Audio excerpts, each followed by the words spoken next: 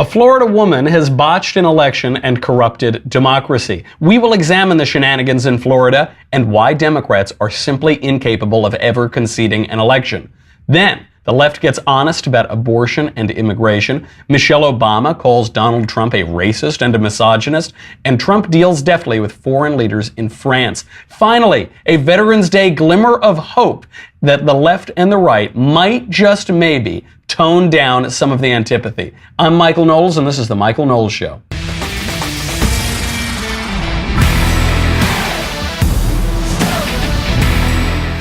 So much to get to today, so much going on all around the world, and most especially in that epicenter of botched elections and pure political corruption, Florida.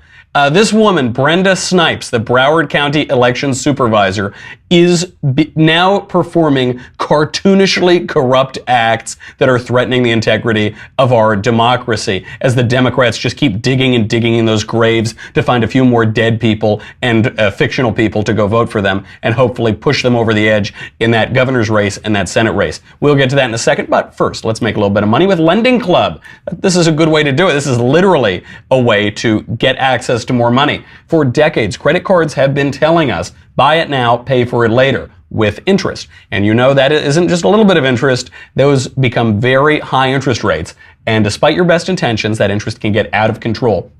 With Lending Club, you can consolidate your debt or pay off your credit cards with one fixed monthly payment. Since 2007, Lending Club has helped millions of people regain control of their finances with affordable, fixed-rate personal loans. No trips to the bank, no high-interest credit cards. This is very important to me as a millennial in particular because I don't want to go anywhere when I don't have to. I just want to sit on my couch. Go to lendingclub.com, tell them about your, well, specifically go to lendingclub.com/Knowles, Knowles. Tell them how much you want to borrow, what terms are right for you. If you're approved, the loan is automatically deposited into your bank account in as little as a few days. You don't even need to take a picture of the check. It's just that easy. Lendingclub.com/Knowles. Check your rate in minutes. Borrow up to 40 grand. Lendingclub.com/Knowles. Knowles. Lendingclub.com/Knowles. All loans made by WebBank. Member FDIC. Equal housing lender. Florida. Florida, what are you doing? You might have thought, you foolish you might have thought that the elections were over on Tuesday night. Maybe they went into Wednesday morning. You know, a week ago, now 6 days ago. But you would be wrong. And you would be wrong for two reasons. One, because Democrats are not capable ever of conceding any elections. Al Gore is still looking for votes to become president in 2000. Hillary Clinton, I think she's the real president. I think she's technically the president, even though she didn't win the election. She's still going to find all those votes. One reason Democrats refuse to concede elections. Second reason, Florida. Just Florida, specifically Broward County and Palm Beach counties. So Broward County, you remember them. That's there was that awful school shooting there, and a ton of corruption among those elected officials. Total negligence. They weren't paying attention to threats. They were just dumping kids back into the system. The sheriffs were passing the buck. I mean, just awful corruption there. This has bled over into the elections. Broward County election supervisor Brenda Snipes is discovering every day more and more votes that were cast for Democrats that just, whoops, they forgot to see them on election night. Oopsie daisy. Well, okay, that's fine. Overturn the elections. Republican Ron DeSantis, he didn't really win. And Rick Scott, the former governor of Florida, Republican candidate for Senate, he didn't really win. It's actually socialist Andrew Gillum. He's about to become the governor now. He conceded the race, by the way. Democrat socialist Andrew Gillum. He has now unconceded because that's Florida for you. So, right now, according to Politico, this woman, Brenda Snipes, the Broward County election supervisor, is expected to be removed from office. That's good, but it's about 15 years too late. This woman came in, she's been in this job since 2003. She has already been found, or accused and found in violation of counting unlawful votes, destroying ballots, sunshine law violations, those are transparency violations, missed deadlines, just within the last couple years. After the 2016 election, she was caught red-handed destroying election ballots within 12 months. You're supposed to keep those ballots for 22 months to make sure that you don't do some nefarious election meddling and then try to cover your tracks. Looks like she was covering her tracks. Also in 2016, she left a ballot proposition off of the ballot. There was a ballot proposition regarding medical marijuana. It was left off of the ballot, probably because people were using too much of that Haitian oregano, and they managed not even to include it on some of the ballots. Not all the ballots. Some had it, some didn't. A total mess. Also in 2016, granted, she's been in this job 15 years. These three are just within the last 2 years. In 2016, Broward County posted the election results to their website before the polls closed. I don't know, they must have been clairvoyant. They must have been telepathic to just know that people were going to vote for Democrats. They must have just known how things were going to go. So they posted that, obviously a major violation to post election results before the polls close. In 2012, so going back 4 years, this woman, Brenda Snipes, discovered 1,000 new ballots, uncounted ballots, 1 week after the election. They just turned up. Whoopsie daisy. In 2004, there were 58,000 mail-in ballots that were not delivered to voters. So voters never had the opportunity to fill it out or mail it back to the government. That's not even just finding 1,000 votes in a closet somewhere. That's 58,000 people didn't get their votes. So amidst all of this, the races have tightened. The races for Senate and for governor. Ron DeSantis running against Andrew Gillum, the socialist, for governor, and Republican Rick Scott running against Democrat Bill Nelson for the Senate. And what you're seeing on CNN, NBC, MSNBC, New York Times, wherever, is that the polls are tightening. Right, they're tightening because they're discovering a bunch of fraudulent ballots. That's why. You got to call it like it is. Right now, Rick Scott, the Republican, is only up 0.25% on Nelson. So that's 12,500 votes or less. This triggers a hand recount of the election. Ron DeSantis, the Republican, is up less than half a percentage point on Andrew Gillum. That's less than 33,700 votes. In Florida, that triggers a machine recount right away. So now they're tightening up. In Broward and Palm Beach County, they found there was a teacher at a polling place, an elementary school, who went into a closet and just magically found a box of provisional ballots waiting in there. This brings us to the definition of a word, by the way, provisional ballot.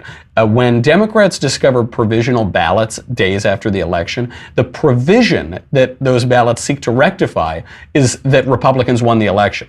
That's the provision. So just in case Republicans win an election, there's a provision which is called inventing a bunch of fake ballots to go in there. So Town Hall right now is reporting Laura Loomer saw that a bunch of other provisional ballots were found in a rental car at a Fort Lauderdale airport. They were found in the trunk of the car. You can actually see, some people have been posting this around Twitter, that these boxes of ballots were being transported in private cars. They were being loaded onto rental trucks. Here's just one example of a guy who happened to see it happening. I know it's dark and it's hard to see. I think my two ladies just walked up there with the provisional ballots, walking back into the precinct, and a bag of, like, you know, the paper ballots. And I said to them, I go, what, you just can carry those around? And they said, no, the truck left them. But the truck's right here, so I'm not real sure what the hell's going on here, but I don't think it's right. Yeah, I don't think it's right either. I don't think that's right. People are throwing those ballots around like it's Monopoly money down in Broward County. And look, we've had difficult races for years in Florida, constant incompetence. That's what Democrats are trying to blame this on right now. They're trying to blame it on incompetence. It's not incompetence, it's corruption. Maybe this woman is also incompetent. She clearly is, because she doesn't cover her tracks very well. But this is also rank corruption, because these people will not concede a race. Marco Rubio has been tweeting this out. He's been tweeting out updates from the election and the ongoing election, and how days and days and weeks go by. Democrat Andrew Gillum, who had already conceded the race, then unconceded, and he said every vote is going to count. It's going to count if it takes a week or a week and a half or 2 weeks or whatever. And it is true, they're counting a lot of ballots. There are reports of ballots coming out that only have one candidate filled in, just one Democrat candidate, imagining that scores of people are showing up only voting for one person, Andrew Gillum, and then leaving the polling place. Obviously absurd. So I think the fact that Rubio is tweeting this out tells us something. Rubio is not a shoot from the hip kind of guy generally. He's usually pretty thoughtful. He's sometimes a little too cautious, and he is calling this out for what it is, rank corruption.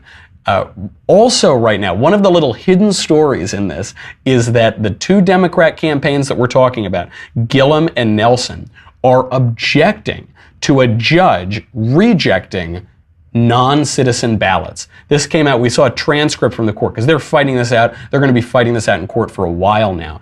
And a judge rejected one ballot because it was a non-U.S. citizen. And both Gillum's camp and Nelson's camp objected to that. They are now openly saying, we want non-citizens' votes to be counted. And there's a great irony here, which is that that vote in particular, the one that was ineligible because the person was not a U.S. citizen, I know what you're thinking. You're thinking Latin American, cross the border illegally. No, that wasn't the problem. It was a name that seems Eastern European or Russian, Katya. And it was described that way as a phonetic spelling because it was obviously a foreign name, which means, I think conclusively, that the Democrats are colluding with the Russians. That's just a little side part of this story, but it certainly does seem to be the case. Consider this. We are now 6 days out from this election. The Republicans won. We know that they won. They got more votes. We knew it that night. We knew it the next morning. We know it today. How many votes were cast in Broward County in that election? I'm not saying how many votes were cast for one person or the other. I'm just saying how many total votes were cast. We don't have an answer for that. Brenda Snipes can't give us an answer for that, the election supervisor. Nobody can seem to give us an answer for how many votes were cast. Something is clearly terribly wrong if they can't even get a number of the people who went to the polls. And the reason that we can't get that number is because of all this corruption. But you've got to go after it. You've really got to go. This is the same reason why we've got to go after all of the fake accusers who made up stories against Brett Kavanaugh, who perjured themselves in some cases. The reason we have to go after them is because if we don't punish them, it sets up a precedent whereby it will encourage more people to do this. Right now, Christine Ford has made $1 million and got a book deal off of her testimony about which there are many questions. Testimony that contradicted itself many times, very suspect, highly not credible. She's gotten a lot out of that. And afterward, more and more people came up and made up wholly false stories. Fortunately, in that case, accusers like Julie Swetnick are now being criminally investigated. Michael Avenatti, who is pushing and pimping out women to make false claims, he's being criminally investigated. We need people in Broward County who are engaging in this kind of corruption to be wearing orange jumpsuits pretty soon. It's that serious because especially in a swing state like Florida that can decide whole elections, certain counties can decide governor, can decide Senate, can decide the president. You've got to make sure that you've got election integrity, and Democrats don't have a whole lot of that. This is also the moral hazard of turning election day into election season. You hear this all the time from the left. They say, we need more time to vote. It used to be election day. There was one day. Now we need more time. Early voting. Everybody should get a mail-in ballot. People should have to opt out of mail-in ballots. We have all of these mail-in ballots coming in, all of these provisional ballots being cast. We saw undercover from Project Veritas that election workers were encouraging non-citizens to vote around this country. That's the trouble, is when it goes on for days and days and weeks to vote, then the counting of those ballots tends to go on for days and weeks because there's just so much more room for shenanigans. And this is the downside of that. For years, when the left has tried to make election day far wider, because the left is much better at stealing elections than the right. I'm not saying Republicans have never tried to pull a dirty trick or nothing, but the Democrats really seem to have made an industry out of it. They really made it out of the political machines, Tammany Hall. They've just mastered it. There's Chicago machines that still exist. We elected a Chicago machine politician to be president in Barack Obama. They're just really good at it. Giving them more time gives them more opportunity to steal elections. And this is the flip side of it. is when they'll say, why wouldn't you want more voting? You say, because I want every vote to count. And when you allow these sorts of shenanigans to go on, you're canceling out people's votes. More votes is not always the best thing in the world, especially when some of those votes are fraudulent. We already know that many of the votes down there are fraudulent, and every fraudulent vote that's cast deprives a fellow American of their own right to vote. It takes a vote away from every single one of them. You don't hear that too much, but that's the way it is, and I think Republicans have shied away from this issue. They should embrace it because it's really serious, and you're never going to beat Democrats at this game. You're never going to beat them at stealing elections and machine politics. Not that you would want to in the first place. It's wrong. It's very unethical, but also, technically speaking, you're just never going to beat them. They've got too much practice at it. Now, if Democrats are being dishonest in Florida, which they are at least now being honest on a couple of issues like abortion and illegal immigration. You might have seen this ad. There is now an ad for Planned Parenthood. It wasn't put out by Planned Parenthood, but it was put out by a left-wing organization supporting Planned Parenthood, supporting abortion rights. It is the most honest abortion ad that has ever been made. Take a look.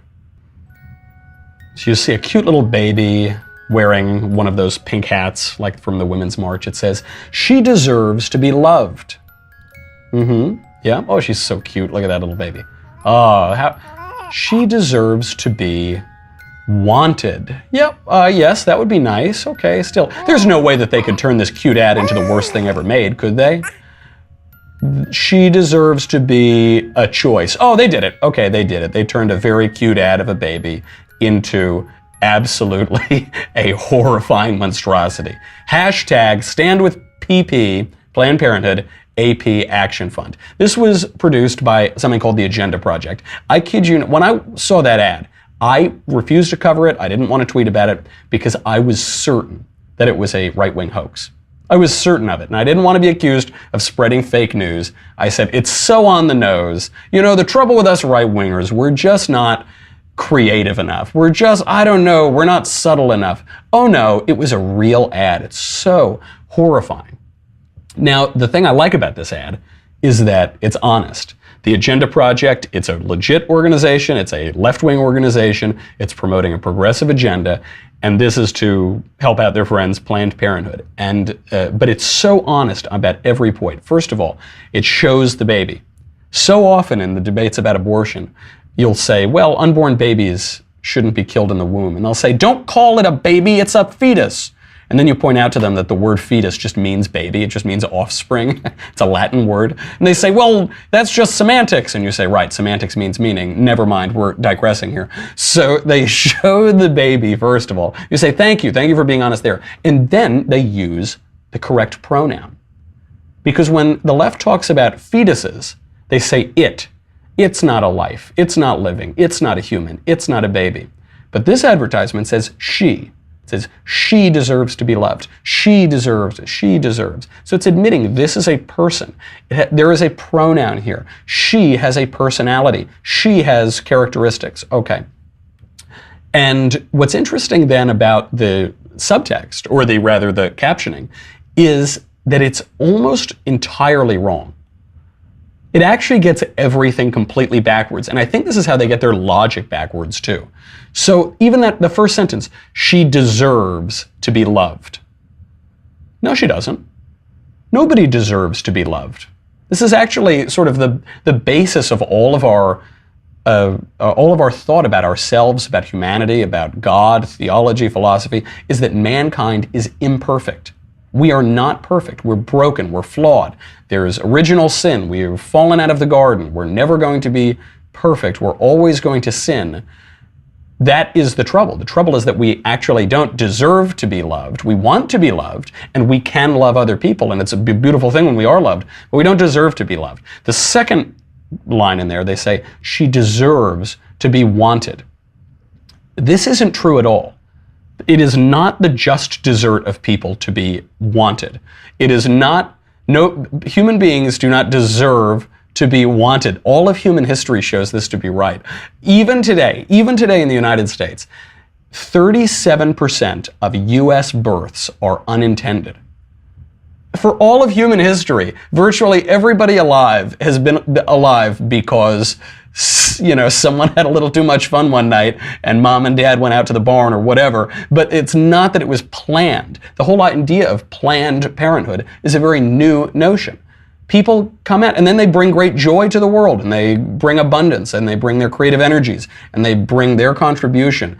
And we're all so grateful for the gift of life. It's why you see pro-life billboards that say, "Smile, your mother chose life." But it's not that you were wanted. Even today in America, with rampant abortion, ubiquitous prophylactics, ubiquitous birth control methods, 37% of U.S. births are unintended. And just look at those numbers. 4 million babies are born in the United States every year. 1 million babies are aborted. 20% of babies conceived each year in the United States are aborted. A little more than that, and a little under 4 million are born.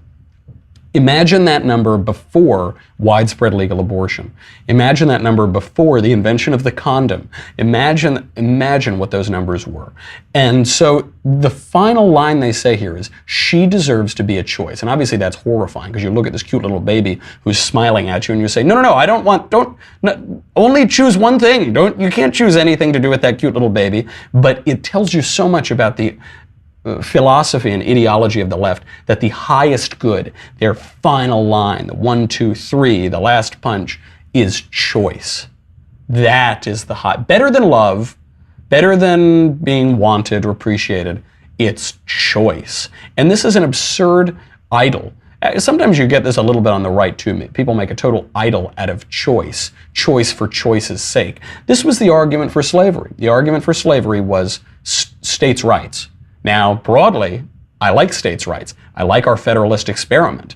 I enjoy the separation of powers between the federal government, the state government, and the local governments. But states don't have the right to do anything.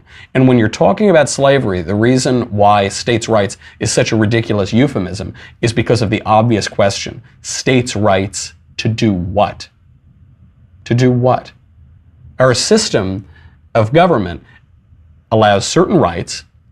The philosophical underpinnings of our civilization permits certain rights, but it prevents other rights. And obviously this is the case for abortion. They say on the left that if you oppose abortion, you're anti-choice. I'm anti-certain choices. I'm for other choices. The choice to do what? There are certain choices that I think are bad but should be legal. There are certain choices that are bad but constitutional. There are certain choices that are awful and should not be legal, should not be permitted, and the force of the state should prevent those choices. One of which is abortion.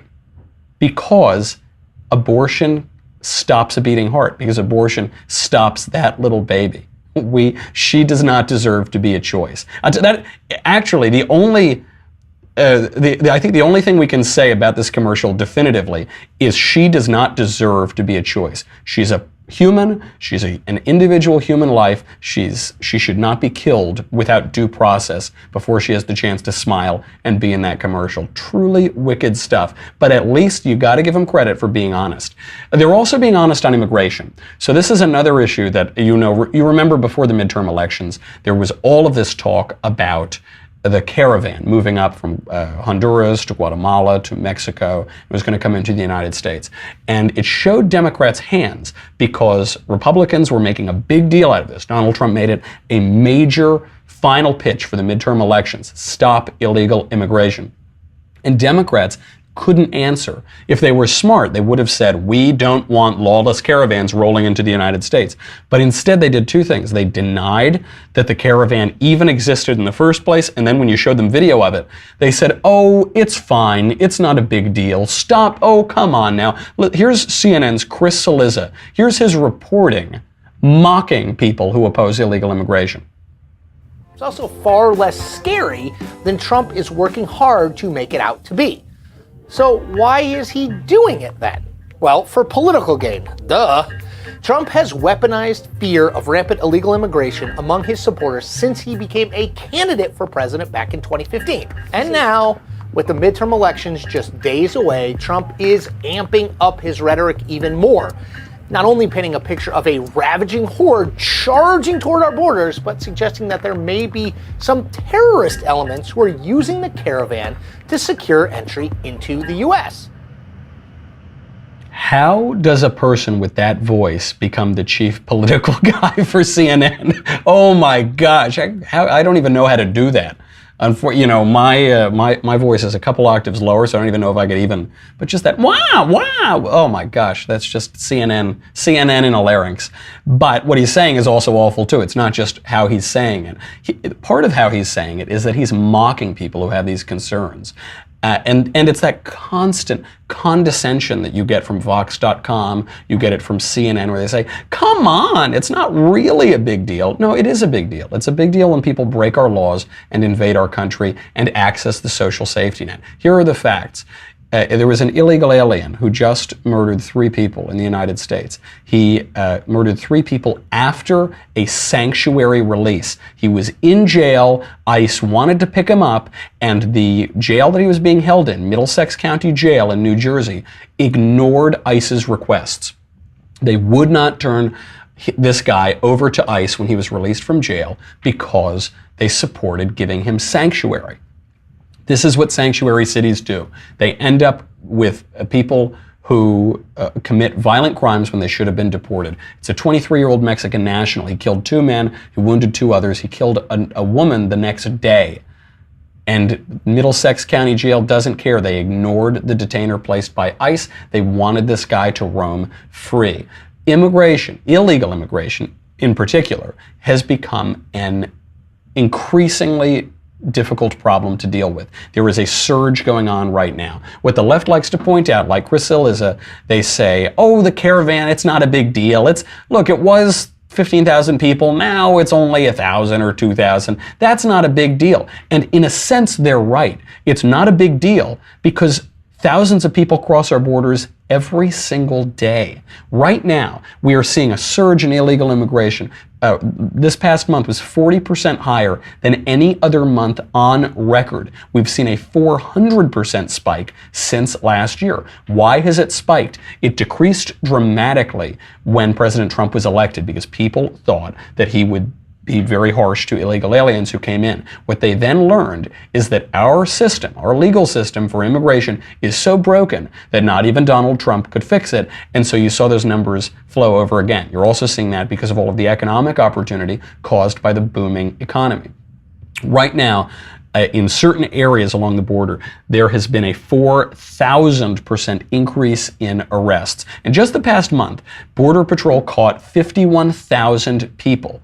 51,000 people. So you're thinking it's already 1,500 people per day, but then another 10,000 people showed up. They didn't cross the border and try to run and evade law enforcement. They showed up at the border and demanded to be allowed in. And what do? Because we have an absurd immigration policy? We let them right in. So now you're up to 2,000 people per day for the last month. What is the cost of that? Because Chris Cillizza's there. He's sitting in his lovely cocktail bar in Manhattan. He's swirling his Negroni, and he says, oh, it's not a big deal that they come over here. It's very expensive. It's very expensive. It's not only a violation. It's not only so anti-American that the first act that these people commit once they're in the country is to violate our laws, but it's also expensive and it strains our social safety programs. It costs $10,000 to deport illegal aliens. That's just to deport them. Do you know how much it costs to keep them here? $70,000. It's 7 times higher.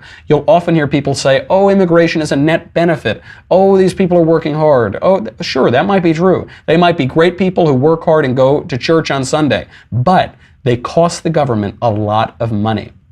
Just to deport somebody, $10,000. But to keep them here, if you don't deport them, if they're just accessing social services, $70,000 per person. These levels now are a new high. They've broken the record of 2011 during the feckless Obama foreign policy. And that is why nationalism is so popular now. There's a little tiff between the bromance of Donald Trump and French President Emmanuel Macron over the weekend. There's a little lover's spat over the question of nationalism. We'll get to that in just a second. We'll also get to Michelle Obama reminding us all why she's so awful, and a glimmer of hope on Veterans Day. an actual nice moment between the left and the right, a glimmer of hope. All of that, though, only once you go to dailywire.com. And what do you get if you subscribe to Daily Wire? Today, you will get the next chapter of Another Kingdom, Andrew Klavan's narrative podcast performed by little ol' me.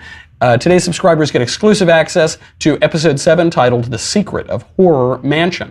If you're not a subscriber, you can listen to the entire episode on Friday via YouTube or SoundCloud, but subscribers get to watch the full show, and they get to watch it with all the cool artwork, and it just looks really, really neat. So go over to dailywire.com right now, subscribe to watch the full first and second seasons of Another Kingdom. Also, what do you get? You get me, you get the Andrew Klavan Show, you get the Ben Shapiro Show. You get to ask questions in the mailbag. You get to ask questions in the conversation. You get to ask questions on backstage. You get all that stuff. Most importantly, you get the Leftist Tears tumbler.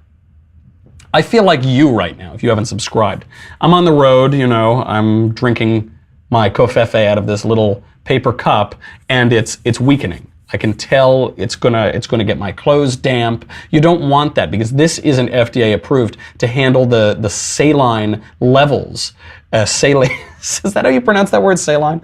The salinity of the Leftist Tears is so strong that you cannot use any vessel other than a Leftist Tears tumbler. Go to dailywire.com. We'll be right back with a lot more.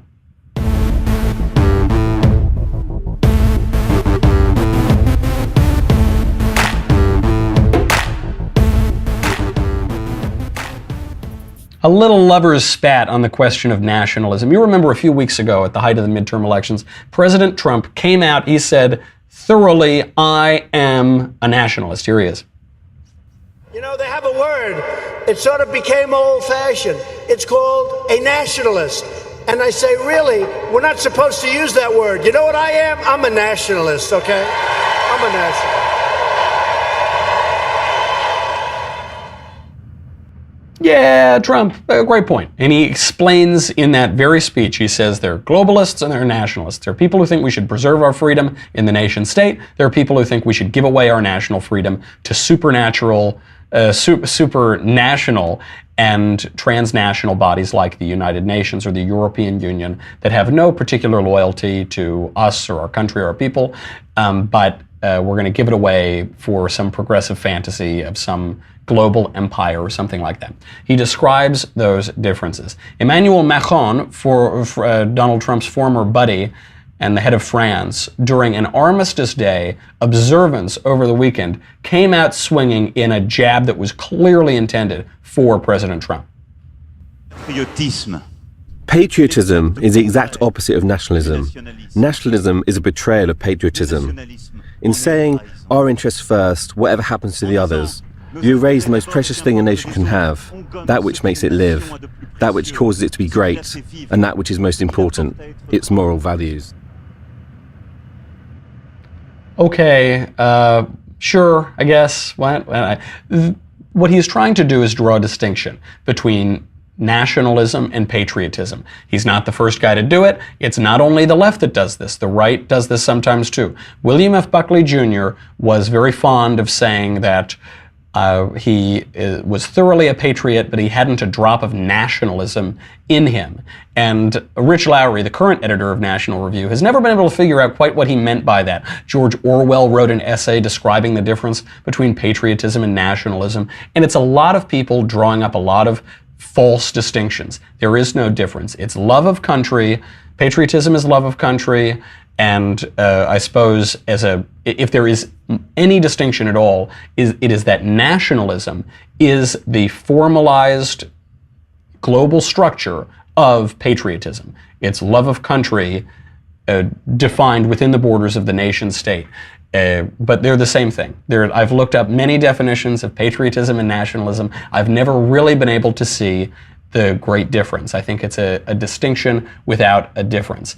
And so it's love of country. Okay, it's love of the nation state, which has been our system of global order more or less for 400 years. What does that mean? Why do we support nations? It's because when you have political bodies and when you have the world identified and organized into political bodies that are too small, then things get a little chaotic. They get a little anarchic. When you have the world organized into political bodies that are too large, one empire or two empires, things become oppressive.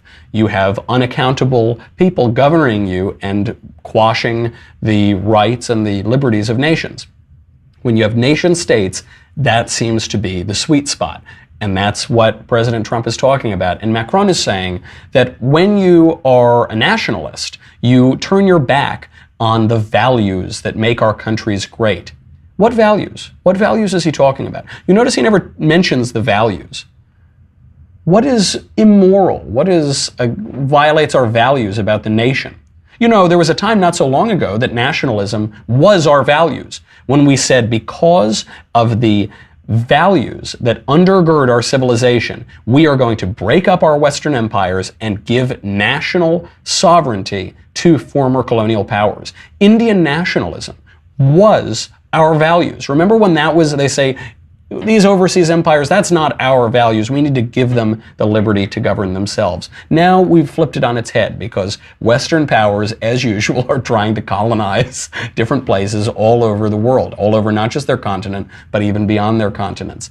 What does that mean, our values? Now, if that meant that we agreed that the West was a Christian place, that we had various nations here, but we all had Christian values, as was the case in the West for at least 1,000 years and a little bit more than 1,000 years, then maybe it would be okay. If we had that cultural and religious unity, then perhaps it would be okay to be a unified body. But we're not. What he's talking about, our values, is he's alluding to secularism. Liberal secularism, the project of the Enlightenment that tries to recreate the philosophical and ethical systems of the West without the God that made all of those systems. And it's just weak sauce. It's why when he talks about these things, when you hear someone try to draw these distinctions, it's never that convincing because they're just saying words that don't convey a lot of meaning. So how did President Trump respond? You remember, this is the 100th anniversary of Armistice Day, of the end of World War I, on the 11th of November at 11 in the morning, and 11/11/11.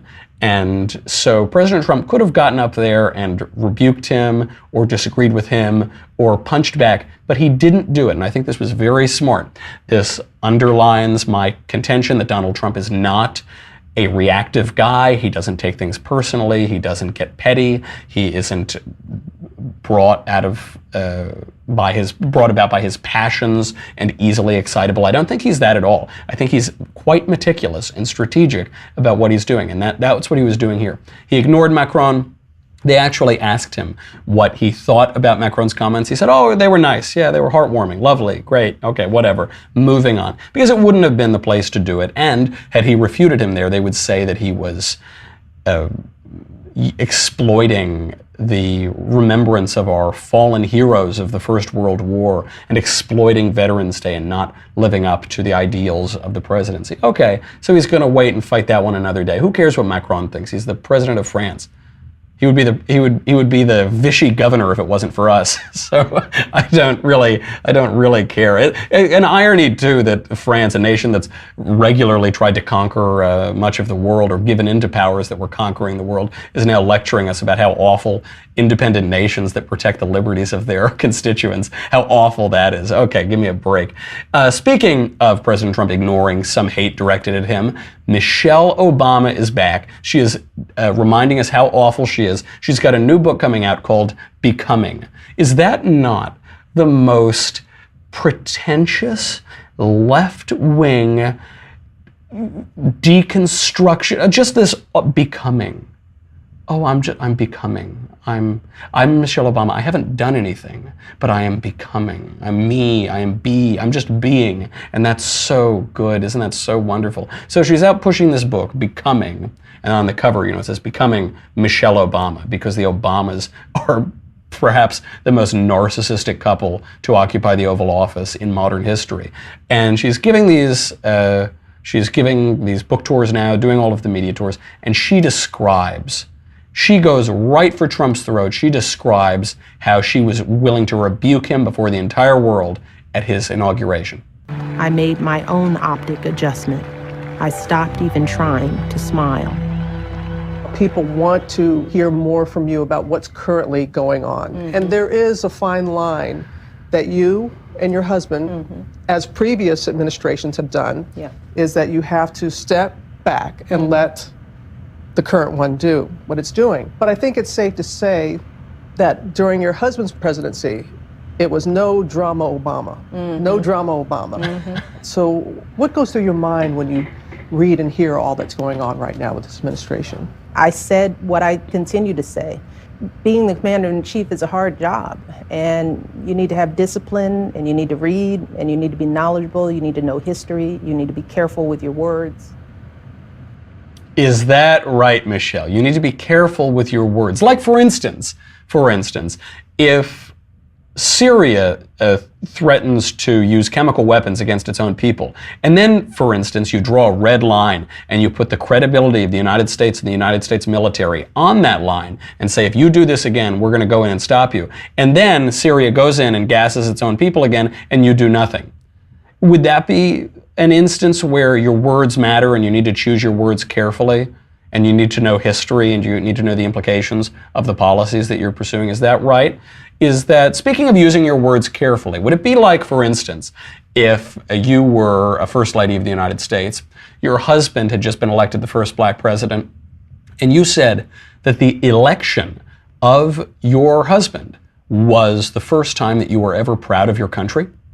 Would that maybe be not the best choice of words? Should you maybe have chosen your words more carefully here? It's absurd. And of course, the woman interviewing Michelle Obama, I love the premises. She says, I think it's safe to say that your husband's presidency was no drama Obama.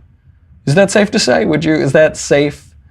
No drama, like when you ignore the warning signs and the pleas for help from our consulate in Benghazi, and then Al-Qaeda affiliated terrorists attack that on the anniversary of September 11th, and then you lie about it and cover it up and say it was caused spontaneously by a YouTube video, or when you're running guns down across our southern border and then those guns are used to kill Americans. Would that be maybe, or when you politicize rather your Internal Revenue Service to go after your political opponents and shut down right-wing groups, or when you politicize your Justice Department to also go after your political enemies? And would that be drama? Is that any drama, would you say?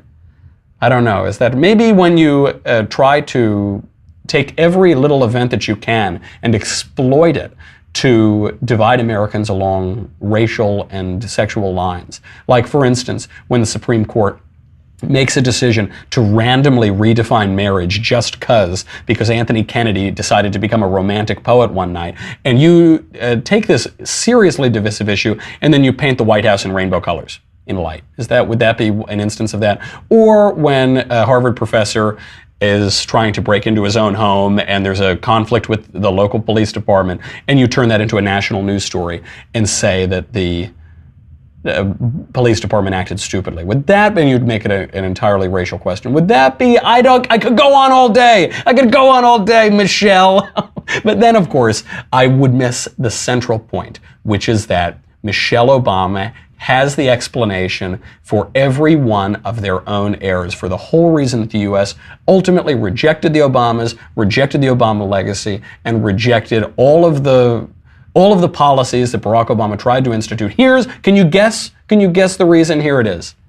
Her book, she writes, Our presence in the White House had been celebrated by millions of Americans, but it also contributed to a reactionary sense of fear and resentment among others. The hatred was old and deep and as dangerous as ever. Okay, it's racism. That's it. So they just don't like them because they're black, right? It couldn't be all of the other issues, like the terrible economy and the trotting over all of our liberties and undermining the Constitution left and right and politicizing the federal. It couldn't be any of that. So she blames racism for everything. She takes no responsibility. This is classic Democrat handbook. And then she calls Donald Trump a racist in the book. And then she says this, quote, What if someone with an unstable mind loaded a gun and drove to Washington? What if that person went looking for our girls? Donald Trump, with his loud and reckless innuendos, was putting my family's safety at risk. And for this, I'd never forgive him. You're doing the same thing. You're calling him, she calls him verbatim a misogynist in the book. She constantly implies that he's a racist. And then she criticizes him for impugning Barack Obama's character and inciting the crazies. You are doing the same thing, Michelle, but of course she's not nearly introspective enough to see that. Navel-gazing perhaps, but not introspective enough at all. So it's an empty title, it's an empty memoir. I think my book has far more content than her book does. But I want to leave us on a high note because it's Veterans Day, and there actually is a good sign of the country coming together and getting along. And shockingly, we see this on Saturday Night Live because that guy, Pete Davidson, Ariana Grande's ex, who insulted Dan Crenshaw, the Republican congressman who lost an eye from an IED while serving in Afghanistan, he has come out and apologized, and they had a great bit about it. Here's Davidson. I mean this from the bottom of my heart. It was a poor choice of words. The man is a war hero, and he deserves all the respect in the world. And if any good came of this, maybe it was that for one day, the left and the right finally came together to agree on something. That I'm a dick. You think? So we good? We're good. Apology accepted. Just keep breathing. It sounds like my phone's ringing. So he plays the Ariana Grande song. He then goes on and roasts Davidson a little bit. But what a gentleman. All grace, all class, goes on, accepts the apology. And it's nice to see this. You never see Democrats doing this. Very rarely do you see Democrats doing this and forgiving and being graceful toward Republicans. You do sometimes see it with Republicans to Democrats, and that is nice when we see it. And then Crenshaw makes a serious point, and it's one I hope we can all listen to. But seriously, there's a lot of lessons to learn here. Not just that the left and right can still agree on some things, but also this: Americans can forgive one another. Who wants to live in a society without grace, or in a society where we view our countrymen as our enemies rather than just our political opponents? A great line. And even over the weekend, there were those awful fires in California, and James Woods, very conservative, right-wing actor and now Twitter celebrity, he was helping out Alyssa Milano, a left-wing lunatic who is helping to run the Women's March, and she was there giving side-eye to Brett Kavanaugh during those hearings. Crazy left-wing lunatic. And James Woods was helping her out, retweeting pleas to get her horses out of town before the fire killed them. And so that was pretty nice. Alyssa Milano and Deborah Messing, speaking of the Women's March, are now going out. They're calling out the anti-Semitism that we see in the Women's March. That is a pretty good thing. I think in part this is because Democrats have taken the House, and so it's calmed the Democrats down a little bit. They don't think that they're going to be out of power forever. They see that elections kind of ebb and flow. You're seeing a lot more grace on the part of Republicans here than on the part of Democrats, but that's okay. I understand Republicans are going to act more graceful and more mature in these situations. If the Democrats can come a little way too, that would go a long way toward helping us, because ultimately we're all Americans. We're defended by the same people. We have the same enemies who want to kill us, and we've got the same brave men and women who are out there defending us. So happy Veterans Day to all the veterans who are watching, and an unexpectedly nice political note to end on before inevitably the Democrats try to steal some more elections in Florida tomorrow. But in the meantime, we can have a good day. Happy Veterans Day. I'm Michael Knowles. This is The Michael Knowles Show. I'll see you tomorrow.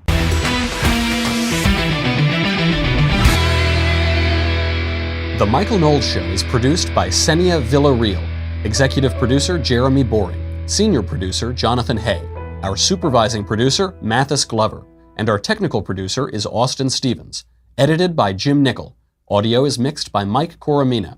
Hair and makeup is by Jesua Olvera. The Michael Knowles Show is a Daily Wire Forward Publishing production. Copyright Forward Publishing 2018.